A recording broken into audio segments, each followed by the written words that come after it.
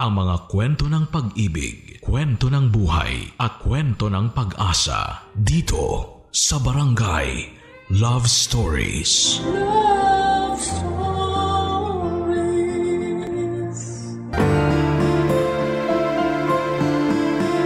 Ang ilaw ng tahanan ang siyang gumagabay at nagbibigay kalinga sa kanyang mga anak.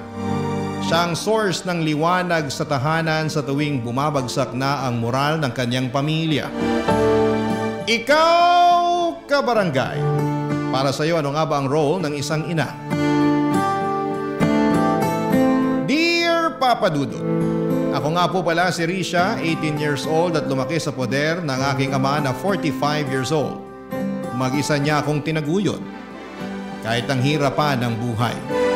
Hindi niya sinukuhan ang pagiging ama sa akin, kabaligtaran naman yon sa aking ina. Hindi ko na nakilala po ang aking ina at sanggol pa lamang ako noong iniwan ako ng aking ina kay tatay. Naging ina at ama tuloy si tatay sa akin. Hindi na siya nag-asawa pa. Sa akin niya ibinuhos ang buong buhay niya. Kaya palagi kong pangako na babawi ako sa kanya. Oras na makahanap ako ng magandang trabaho na maayos ang pasahod. Kasi lahat ng kailangan ko ay binigay ni tatay. Alam kong madalas na siyang nagkakasakit para lamang buhayin ako, Papa Dudut, pero hindi niya yon pinapakita sa akin. Lagi niyang inuuna ang kailangan ko. Hindi ko na nga maalala kung kailan siya huling bumili ng gamit para sa sarili niya. Ang mga napaglumaang damit ng mga kakilala namin ang siyang pinagtitiisan niya. Isa lang ang sapatos niya. Kahit naghihingalo na at rugby lang ang pinagsasalba niya. Lagi kong sinasabi sa kanya na unahin na niya ang pagbili ng sapatos. Pero sabi niya hindi naman daw kailangan dahil mas komportable siya sa tsinelas kapag nagtatrabaho. Mabuti na lamang at pinapayagan siya sa trabaho na magtsinelas. Naputol kasi ang ilang daliri sa paa ni tatay. Hindi naman siya nagkukwento tungkol doon. Kaya naisip ko na baka na-aksidente siya sa trabaho. Awang-awa ako kay tatay kaya madalas ang hiling ko tuwing kaarawan ko ay mabigyan siya ng magandang buhay. Kaya lang sa aking debu ay may iba akong hiniling. Papa Dudut.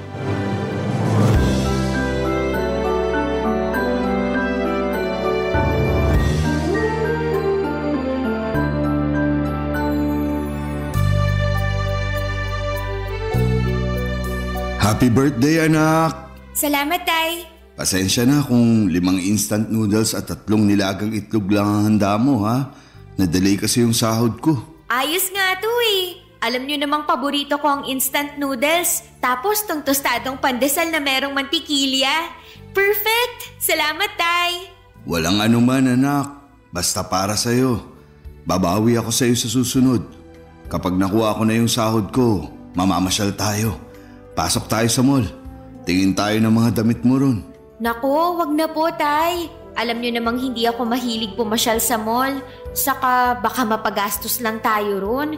Pumirmi na lang tayo rito sa bahay. Manood tayo sa cellphone ko ng pelikula. Magpapadownload ako riyan sa internet shop sa kabilang kanto. Para sana may magandang mangyari sa birthday mo. Debut mo pa naman. Dapat espesyal. Hindi pa ba espesyal tong birthday ko ngayon? Ang sarap ng pagkakaluto nyo ng instant noodles. Hindi nyo tinipid sa mantikilya tong pandesal. Ano pa bang mahihiling ko? Salamat sa pag-unawa, anak. Hayaan mo, babawi ako. Ako ang susunod na babawi sa inyo, Tay. Ang dami nyo nang ginawa para sa akin. Ako naman dapat. Hindi naman kita inuobliga, anak. Kung ano lang ang kaya mo, yun lang ang iabot mo sa akin. Pero hayaan mo ko bilang tatay mo na ibigay sa iyo ang lahat ng kailangan mo habang wala ka pang asawa at anak. Parang ayoko nang mag-asawa eh. Kasi mahihirapan yung mapapang-asawa ko na abutin yung mga ginawa nyo para sa akin. Mag-asawa ka pa rin. Pagod na akong alagaan ka eh. Gusto na kitang ipamigay.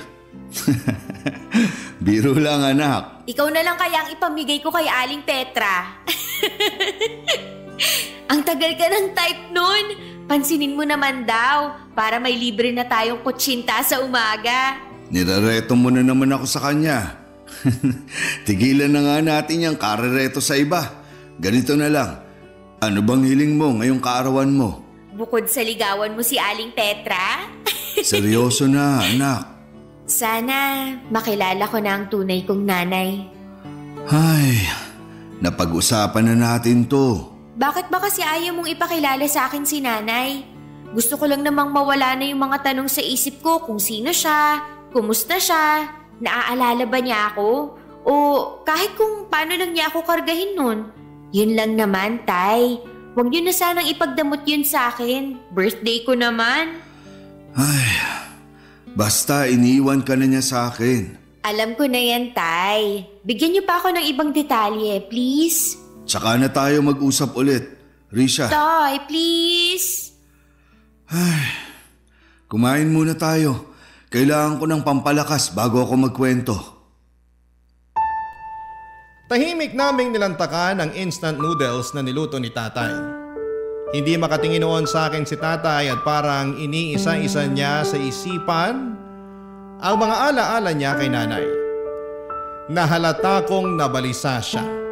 Pero sana'y maintindihan niya na kailangan ko na ring malaman ang kwento tungkol sa aking nanay. Ang tagal ko rin yung hinahanap-hanap at wala akong may kwento sa school kapag may assignment ako tungkol sa aking nanay. Naging madamot kasi si tatay tungkol kay nanay. Gusto lang daw niya akong protektahan. Pero dalaga na ako at alam kong kaya ko nang harapin ang tungkol kay nanay. Pagkatapos namin kumain ay saka na kami nag-usap. Diretsahan na niyang sinabi ang lahat, Papa Dudut. Lorna ang pangalan ng nanay ko. 36 years old lamang siya at kay dad ko lamang siya nung pinanganak niya ako. Hindi pa siya handang maging ina noon kaya iniwan daw ako kay tatay. Sinabi rin ni tatay na marami siyang pagkukulang kay nanay at hindi raw niya naibigay ang lahat ng kailangan ni nanay. Kaya hindi niya masisisi si nanay kung umalis ito para buhayin ang sarili at tuparin ang mga naudlot nitong pangarap. Bumalik ito sa probinsya niya sa Bataan. Noong una raw ay nakikibalita pa ito sa akin pero nang tumagal ay hindi na. Pinaubayan na raw ako ng buo kay tatay. Dahil sabi ni nanay mas maganda raw ang paglaki ko kung si tatay ang bubuhay sa amin. Pagkatapos noon ay binigay din ni tatay ang picture at address ni nanay sa probinsya. Parang nabasa ni tatay na gusto kong puntahan si nanay. Kaya nagabot ito ng 2,000 piso para maggamit ko sa pagdalaw ko kay nanay. Niyakap ko si tatay at nagpasalamat. Noong gabing yon ay tinulungan niya akong mag-impake ng damit. Kinabukasan ay maaga akong hinatid ni tatay sa bus station patungo sa Bataan. Papa Dudut.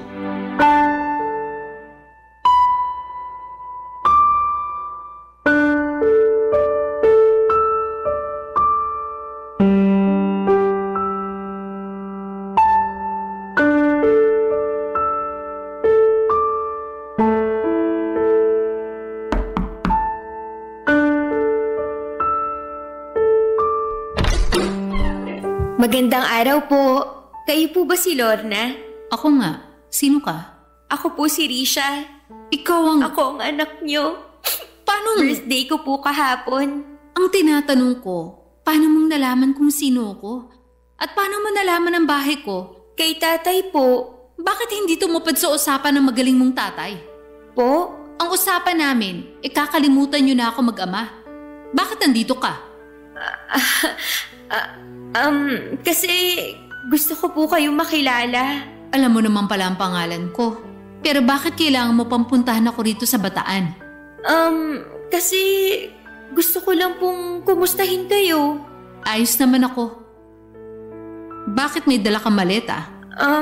Kasi po, bala ko po sanang kung pwede lang po. Huwag mong sabihin pinapatapon ka rito ng tatay mo. Hindi pwede. Anong ipambubuhay ko sa'yo? Hindi naman po ganun. Magbabakasyon lang po sana kasama niyo. Kahit magbabakasyon ka lang dito, hindi pa rin kita kayang asikasuhin. Kaya ko naman na po ang sarili ko. Dalaga na po ako. 18 na po ako kahapon lang. Akala ko 15 ka pa lang. Ay, binobola niyo naman po ako. Hindi kita binubola. Nakalimutan ko na kasi kung kailan kita pinanganak. Ang tagal na kasi nung huli kitang nakita. Kaya nga po magandang pagkakataon to para makapag-bond tayong dalawa. Kilalanin po natin ang isa't isa. Bumawi tayo sa mga nawalang taon natin. Hindi ko naman kailangan bumawi sa'yo. Kasi tanggap ko naman binalato na kita sa tatay mo. Kahit po siguro para sa akin na lang. Regalo niyo na po sa birthday ko na makasama kayo. Tapos na birthday mo, di ba? Kahit ilang araw lang po ako rito, maaasahan niyo naman ako sa gawaing bahay. Talaga? Opo, magaling ako magluto. Yan ang kailangan ko, marunong magluto. Sawa na ako sa kakabili ng ulam sa karinderya. Paglalaba, maaasahan ba kita? Opo naman po. Okay, sige, pumasok ka na. Sa sofa ka matulog ha? Baka naman mamaya umasa ka pang makatabi ako. Hindi naman po. Okay na ako kahit saan, kahit sa sahig pa. Sakto pala ang pagdating mo kasi kailangan ko na maglilinis ng sahig. Pwede ka bang magwalis muna at mag-mop bago ka magbihis? Ang lagkit na kasi ng sahig ko eh. Opo, kayang-kaya ko yan. Saan ko po ba kukunin yung walis at basahan nyo? Nakita ko ang pagsilay ng ngiti sa labi ni Nanay Papa Dudut. Tinuro niya kung saan nakalagay ang walis at basahan. Pagkatapos noon ay nagmadali na akong linisan ang sahig niya. Ang dumi ng sahig, malagkit niya. Mukhang may natapong masabaw na ulam at bahagya lang napunasan. Hanggang sa makalikom na ng dumi at alikabok. Pero mabuti na lamang at naturuan ako ni tatay sa paglilinis. Mabilis kong napakinis ang sahig at natuwa si nanay, natuwa rin ako. Pagkatapos noon ay nagpasama siya sa akin para bumili ng mga iluluto ko raw na gabihan namin. Nagpapaluto siya ng adobong manok. Siyempre nagpabibo naman ako. Kaya after naming mamalengke, ginalingan ko sa pagluluto. Inaabangan ko talaga para purihin ako ni nanay sa bawat gagawin kong pabor sa kanya. Hindi masyadong natuwa si nanay sa niluto kong adobo. Masyado raw maalat. Para raw tinipid ko sa suka. Sinabi ko sa kanya na aayusin ko na lamang pero nagalit siya. Sayang lang daw ang oras. Hindi niya inubos ang niluto ko at nagpabili siya sa akin ng barbecue sa kanto. Agad ako nagmadali para bumili kaya lang ay naubusan na ng barbecue. Naghanap ako kung saan-saan at hindi ako pwedeng umuwi ng walang dalang barbecue sa kamay ko. Kabado na ako noon dahil wala akong mahanap. Naligaw pa ako dahil hindi naman ako taga roon. Pagka-uwi ko ay mas lalong nagalit si nanay dahil wala akong dala. Nahiya ako noon dahil feeling ko ay mali ako. Sinabi ko sa kanya na babawi na lamang ako sa susunod. Agad niyang inutos sa akin na ibabad na lang daw ang mga labahan niya para mabilis na makusot kinabukasan. Agad ko namang sinunod sa pag-asang matutuwa na siyang muli sa akin, Papa Dudut. Barangay Love Stories. Barangay Love Stories. Kinabukasan ay maaga akong nagising para ipaglaban na si nanay. Habang si nanay naman ay nakaupo sa sala at nagvi-videoke gamit ang cellphone niya. Rinig ko ang masayang tawa niya kahit papaano ay masaya na rin po ako. Nagmadali akong tapusin ang labahan para lamang makabanding si nanay. Excited na akong makakwentuhan siya. Kaya lang pagkatapos kong maglaba ay inutusan naman niya akong ayusin ang lasa ng adobong niluto ko nung gabi. Agad ko naman yung ginawa, Papa Dudut. Naayos ko naman at nananghalian na kami. Natuwa siya dahil masarap na ang adobo. Natuwa rin ako dahil napasaya ko naman siya. Noong time na akala ko ay pwede ko na siyang makakwentuhan ay bigla siyang umalis para puntahan daw ang mga barkada niya. Maiwan daw ako sa bahay para maglinis. Wala naman akong nagawa, Papa Dudut. Sa mga sumunod na araw ay ganon din ang nangyari. Naging parang kasambahay niya ako. Hindi ko pa siya nakakakwentuhan kahit sa almusal. Lagi kasi siyang nakatutok sa kanyang cellphone at ilang araw lang dapat ako roon. Pero natagalan dahil hindi ko pa siya nakakausap ng maayos. Yun lang naman ang habol ko. Makabuo ng koneksyon sa nanay ko. Pero parang iniiwasan niya yon habang inilalapit sa akin ang ibang obligasyon, Papa Dudut.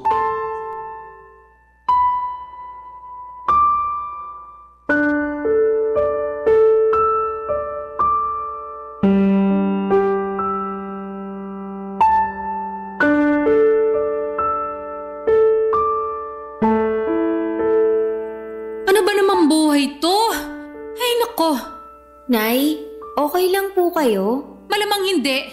Nakita mo nagdadabog na nga ako rito. Meron bang masaya nagdadabog? Sorry po, nagtatanong lang naman ako. Ako ang magtatanong sa'yo. Anong balak mo? Balak po saan? Kailan ang alis mo rito? Baka naman maubos ang pera ko sa pagpapakain sa'yo. Gusto ko po muna kasi kayo makabanding sana. Banding? Magkakapera ba ako sa banding na yan?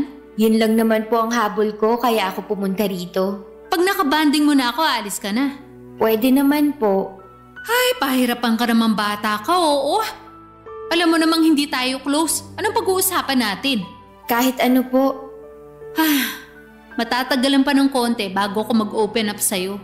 Kaya mabuti pa, maghanap ka ng trabaho pansamantala para makapagbigay ka sa akin ng pang-ulam natin dito. Hindi naman pwedeng ako lang ang gagastos dito. Mas masiba akong kumain kesa sa akin. Pwede naman po. Saka meron po akong 1,500 na natira sa akin. Bigay po ni tatay. Ayun naman pala. Bakit hindi mo agad binigay sa akin yan nung kararating mo lang? Hindi ko naman po alam na kailangan niyo ng pera. Walang taong hindi kailangan ng pera, Risha. Sorry po. Namana mo sa tatay mo yung kaeng-engan na yan. Parehas na parehas kayo. Parang hindi ginagamit ang utak. Mag-ama nga kayo. Nahihiya lang po kasi ako makipag-usap sa inyo. Hiya? May magagawa ba yan? Wala naman, di ba? Yan ang sinasabi ko lagi sa tatay mo nun. Huwag puro hiya ang pairalin. Umutang siya sa mga kakilala niya para may malaki kaming pera. Pero anong ginawa niya? Masyadong pinairal ang pride. Ayun! Nagpakapagod sa trabahong maliit naman ang sahod. Ano nangyari? Di wala. Kukunin ko lang po yung pera. Teka, bago mo kunin yun, may sasabihin ako sa'yo. Ano po yun? Seryoso ako sa sinabi ko na maghanap ka ng trabaho, ha? Kahit pansamantala lang, maraming karinderiya sa paligid. Pwede ka rin tumulong sa pagbebenta ng barbecue dyan sa kanto. Bahala ka, maghanap ka. Bibigyan kita ng 2 araw para makahanap ng trabaho. Pag wala kang nahanap, papauwi na kita sa tatay mo. Kayo na lang magbanding. Opo, gagawan ko ng paraan. Dapat lang. Hindi naman pwedeng umasa ka lang sa akin. Hindi naman po. Tsaka yung tatay mo, kung hindi naman yan tangat kalahati, papapuntahin ka rito ng 1,500 lang ang baon mo. Nag-iisip ba siya? Alam niyang hihingi ako ng pera para ipangkain sa'yo. Hindi ba niya naisip yun? Wala pa po kasing sahod si tatay. Yung 2K na inabot niya sa akin, galing pa yun sa ipon niya para sa pangpaaral ko. 2K pa lang inabot sa'yo. Bakit sinasabi mong 1,500 lang? Ang bata mo pa pero marunong ka ng kumupit. Pinamasahe ko po yung 350, saka po pinambili ko ng bracelet niya yung 150. Anong bracelet? Regalo ko po sa inyo. Yung iniwan ko sa tukador niyo sa kwarto, yung may puso po at angels. Ah, yun ba? Ano ba yun? Akala ko may nakaiwan, tinapon ko na. Nasaktan ako ng laitin ni nanay si tatay. Nasaktan din ako ng baliwalain niya ang bracelet na regalo ko sana para sa kanya. Pero hindi ko yon pinahalata at nagpaalam ako sa kanya para kunin na lamang ang 1,500 pesos. Pero bago ko yon gawin ay pumasok muna ako sa banyo para umiyak. Tahimik kong iniyak ang mga masasakit na salita ni Nanay Papa Dudut. Naghilamos ako pagkatapos para hindi mahalata na namumula ang mga mata ko. Nagmadali na rin ako lumabas ng banyo para kunin naman ang 1,500 at iabot kay nanay. Mabilis niyang kinuha yon at umalis ng bahay. Mamamasyal lang daw siya. Ako na raw muna ang bahalang mag-ayos sa bahay. Sumunod naman ako at pagkalinis ko ng bahay ay lumabas ako. Sinunod ko ang bili ni nanay na maghanap ng trabaho. 2 araw lang kasi ang palugit niya bago ako pauwiin kay tatay. Halos makaawa na ako sa kantin sa isang elementary school para magtrabaho roon pansamantala. Pinayagan naman nila ako pero sobrang baba ng sahod. Kinagat ko pa rin kesa naman sa wala. Nagsimula na ako magtrabaho roon kinabukasan. Arawan naman ang sahod kaya naiuwi ko kaagad kay nanay ang pinagpaguran ko. Pero hindi pa rin siya masaya, Papa Dudut. Lagi siyang nakasimangot tuwing inaabot ko ng buo ang 250 pesos na sahod ko kada araw. Nung una ay nagdadabog lang siya pero noong tumagal ay hindi na niya nakayanan pa. Sinabi na niya sa akin ang sama ng loob niya sa liit ng sahod ko, Papa Dudut.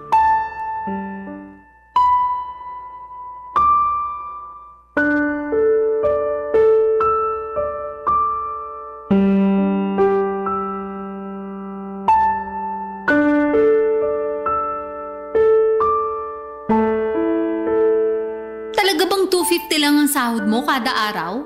Opo, Nay. Yan lang talaga. Kasi naawa lang naman sa akin yung nagbabantay sa kantin. Kaya nagawa niya akong isingit sa trabaho. Kung naaawa siya sa'yo, edi sana man lang tinaasan niya ang pasahod sa'yo.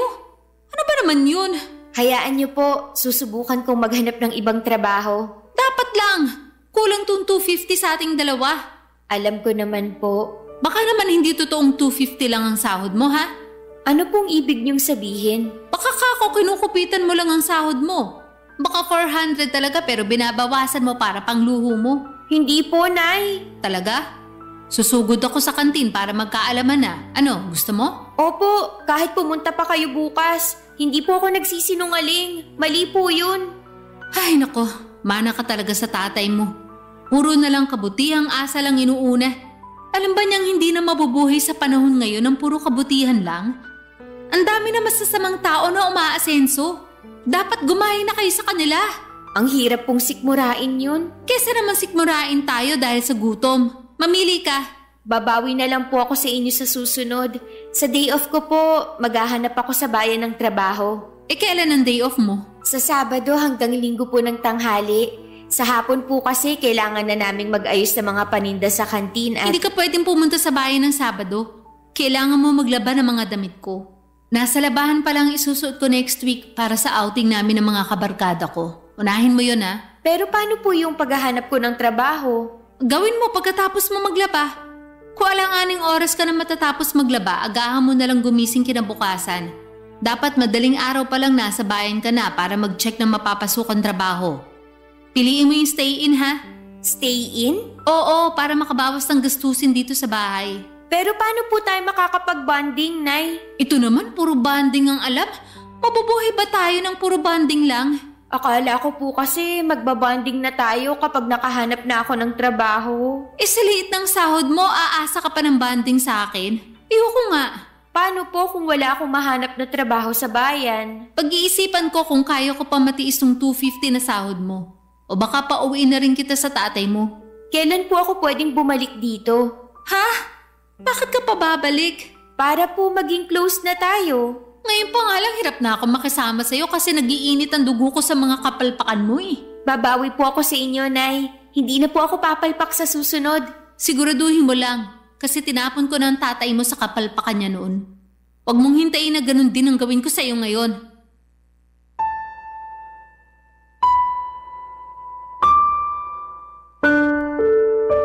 Papa Dudut, pinandilatan niya ako ng mata para ipakitang hindi siya natutuwa sa akin at kay tatay.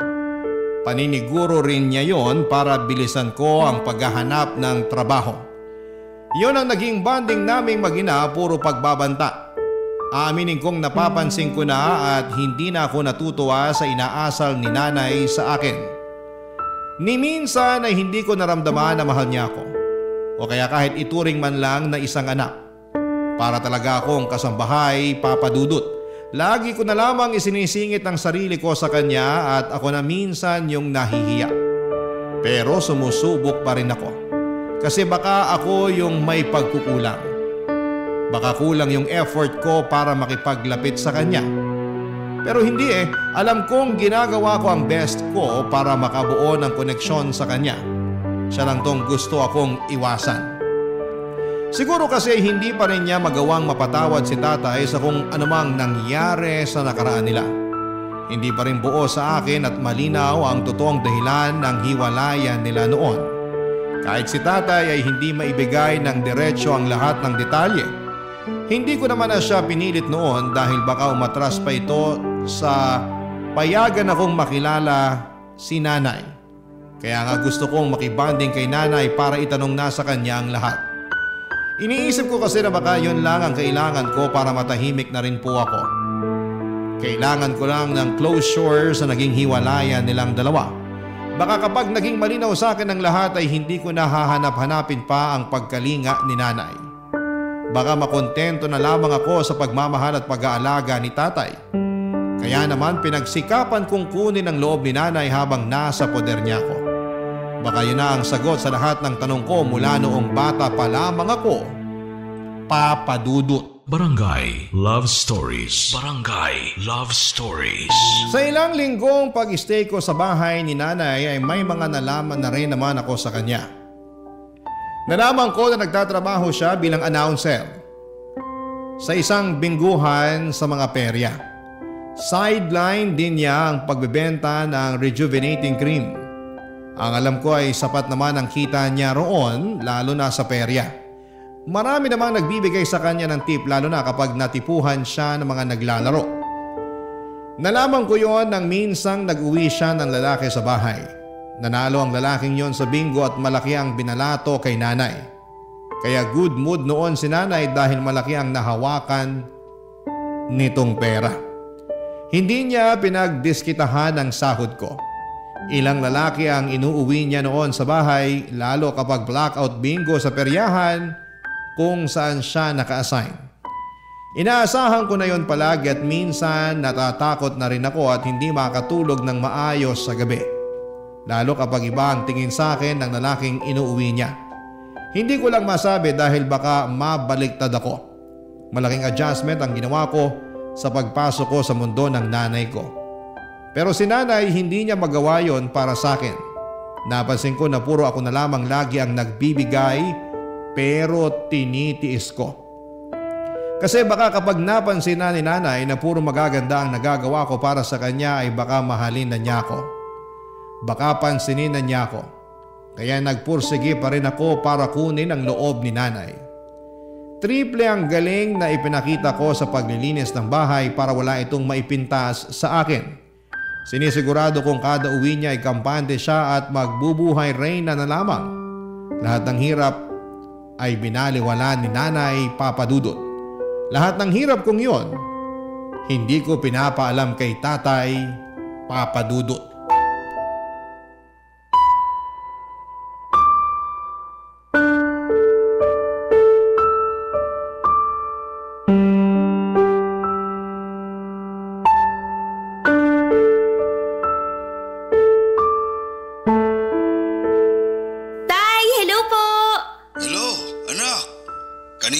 Tumatawag sa'yo ha. Nag-alala ako kasi hindi ka sumasagot.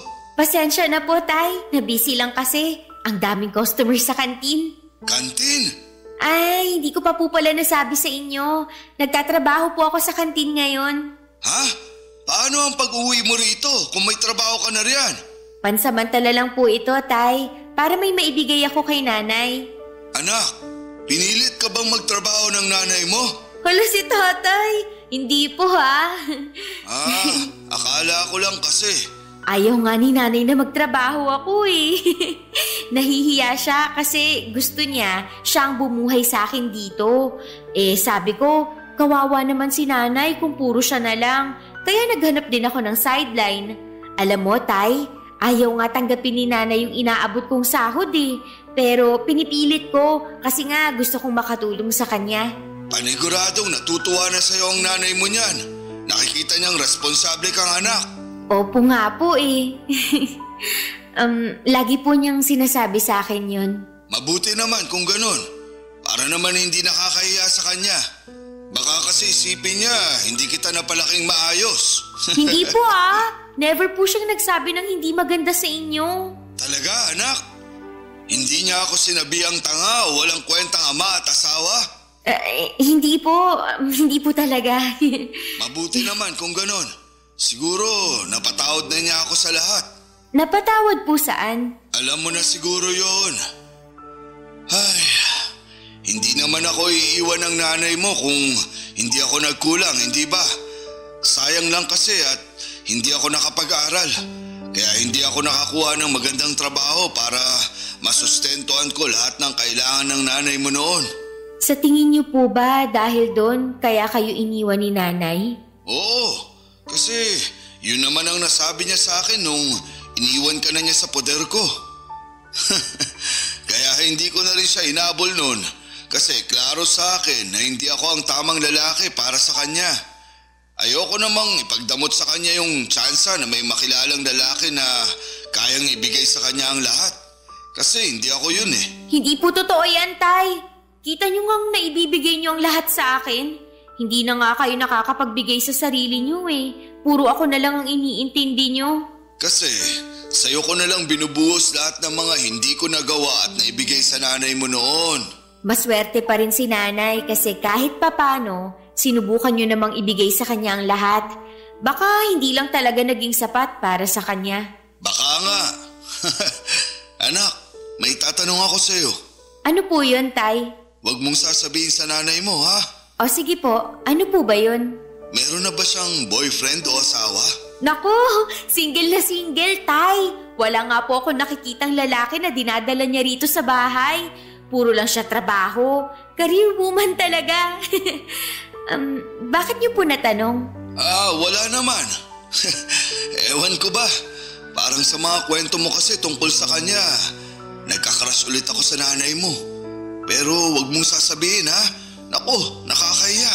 Uy, kinilig naman ako ron, Tay. Sige, ganito na lang. Ako ang magiging tulay niyo para magkabalikan. Naku, wag na. Tsaka ang dami nang nangyari sa nakaraan namin na hindi maganda. Kaya, pero sa tingin mo may pag-asa pa kaya ako sa nanay mo?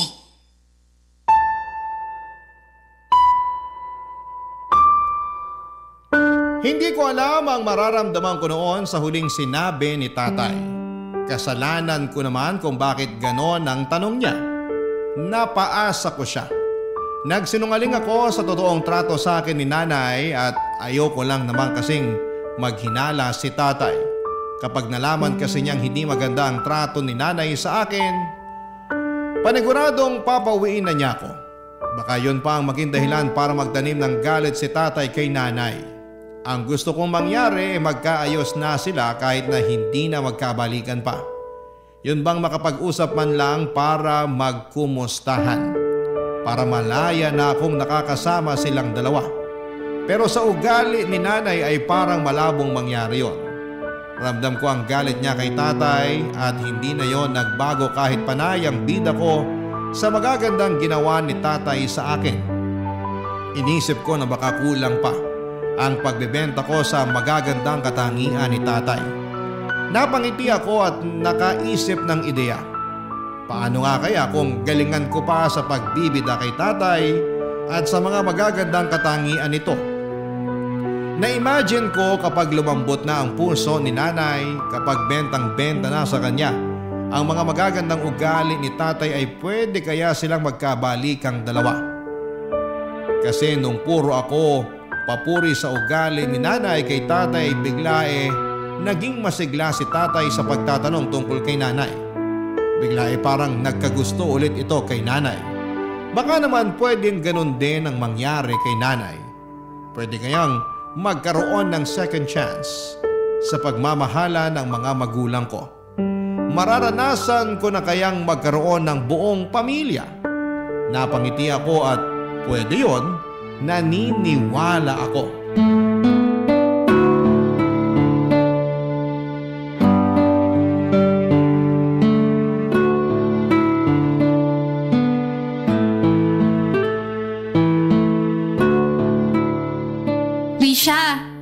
Nay? Marunong ka naman mag-pedicure, di ba? Opo, Nay. Lumapit ka rito. I-pedicure mo pa ako. Hindi ako makayuko nung maayos eh. Sumasakit na naman ang likod ko. Sige po. Kumusta ang tatay mo? Ay, si tatay po? Ayun, sobrang gwapo pa rin. Ha? Kinukumusta ko ang kalagayan ng tatay mo, hindi ang itsura niya. Kailan pa naging gwapo ang tatay mo? Kung hindi naman po gwapo si tatay para sa inyo, bakit niyo ako nabuo? Gusto mo malaman? Opo, gusto kong malaman yung naging love story niyo. Hindi nga love story ang nangyari sa amin, no? Horror. Po? Yung kaibigan naman niya ang gusto ko eh. Kaso hindi ako pinapansin. Kaya nagpainom ako. Inimbitahan ko silang dalawa ng tatay mo para pumahig lang yung kaibigan niya na sumama. Sinubukan kong lasingin yung kaibigan ng tatay mo pero hindi umipik. kaming dalawa ng tatay mo ang nalasing. At yun na. Nabuntis na po kayo nun? Oo. Yan ba ang love story na inaasahan mo? Akala ko kasi magkarelasyon na kayo nung nabuo niyo ako. Yak! Bakit ko naman papatulan ng tatay mo? Nakita mo naman ang itsura niya, di ba? Tapos hindi pa nakapag-aral. Pangit pa ng trabaho. Bakit ako magtitiis dun? Pasalamat siya wala akong ibang mapuntahan kaya nagtiis ako makisama sa kanya hanggang mailabas kita. Pero wala eh. Ayoko talaga. Nakakasuka makisama sa kanya. Alam po ba to ni tatay?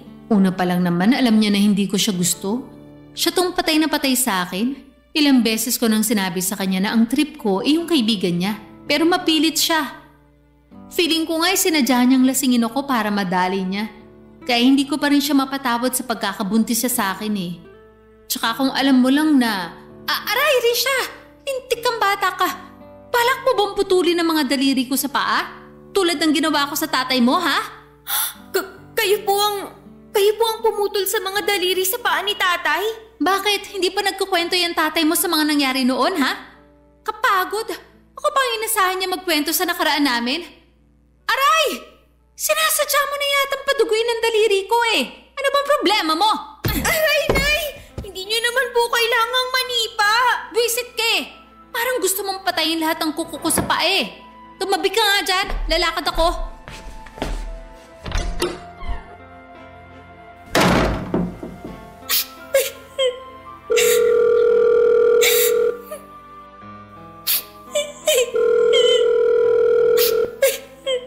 Anak, napatawag ka.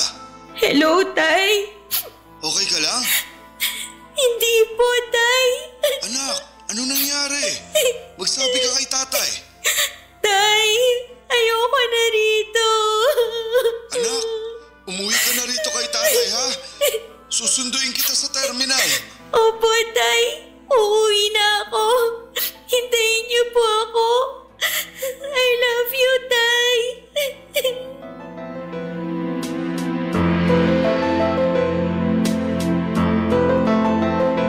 Halos malunod ako sa iyak at sama ng loob. Hindi ako makapaniwala sa mga nalaman ko na ibinunyag ni nanay. Yun ang huling tsansang ibinigay ko kay nanay at hindi ko na kaya. Hindi ko maintindihan kung bakit ganoon kasama ang turing niya sa akin. Pero naiintindihan ko na ang lahat. Pati ang nakaraan nilang dalawa ni tatay at kung bakit hindi sila nagkatuluyang dalawa. Doon ako nagkaroon ng closure. Mabilis kong kinuha lahat ng mga gamit ko at umalis ng bahay ni nanay. Hindi na ako nagpaalam pa sa kanya. Nagmadali ako nagpunta sa terminal at mabuti na lamang at meron pa akong natirang 400 pesos para pamasahe pa uwi kay tatay. At makalipas ang ilang oras, nadatnang ko na si tatay na nag-aabang sa akin sa terminal. Nagmadali akong pinuntahan siya at niyakap. Hindi na ako aalis pa sa piling ni tatay at hindi ko na pipiliin na hanapin ang mga sagot sa mga katanungan sa aking nakaraan. Si nanay na mismo ang nagbigay ng madilim na kasagutan sa lahat ng yon. Tinanggap ko yon para mas madali na siyang talikuran. Oo at nanay ko siya. Pero hindi siya naging ina sa akin. At mula noon ay tuluyan ko nang sinarado ang libro ko sa kanya. Tapos na ang role niya sa buhay ko. Salamat na lamang sa kanya dahil nagkaroon ako ng chance na maging ama si tatay na naging ama at ina ko. Bakit pa ba ako maghahanap ng pagkalinga ng isang ina? Kung mismong si tatay na ang bumubuo noon para sa akin, hindi ba? Maraming salamat po sa pagbasa ng aking liham. Ako po ang inyong kapuso at kabarangay forever, Risha. Kwentuhan naman tayo dito sa comment section.